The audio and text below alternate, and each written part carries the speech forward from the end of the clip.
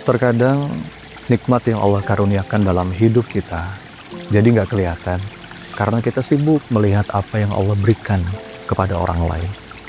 Itulah kenapa kata Nabi, kita perlu melihat ke bawah, jangan melihat ke atas terus, agar kita tidak meremehkan nikmat yang ada.